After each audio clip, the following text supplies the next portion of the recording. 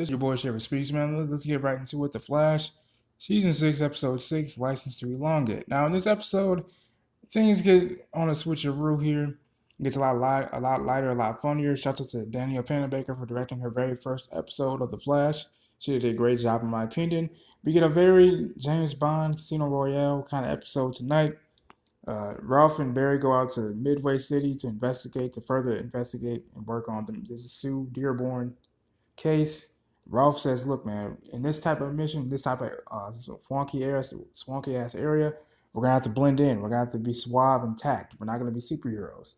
Barry, of course, always having to take the lead, disobeys what Ralph says, and does it the Flash way. They get caught. They get captured by a guy by the name of Remington Meister. And so he throws a lot of golden finger references towards their way, just for good measure.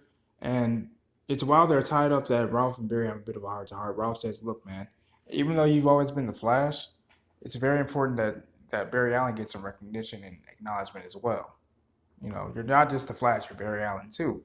In a very golden fingered and Casino Royale James Bond kind of way, Ralph actually gets them free, really laser pointing his finger, getting them free, and it started to kick some ass. Now Barry follows Ralph's lead because Meister has this idea where he wants to sell off and auction off this high beam fire missiles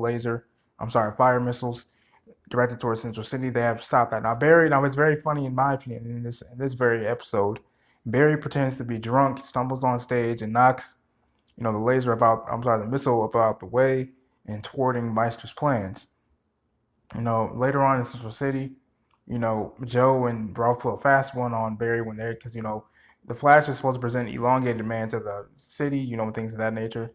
And Barry Allen is acknowledged as doing a lot of work as a CSI for many years. Like I said, Barry Allen is just as important as the Flash, if not more. But then also, we get a little bit more stuff going on with the characters. But Cecile, she's helping Chester, get back into his way of life, especially his love life. Natalie doesn't like Chester the way he is, and he's completely fine with that. But then he also pointed out that, look, man, you being a DA, Cecile, completely contradicted what it really meant.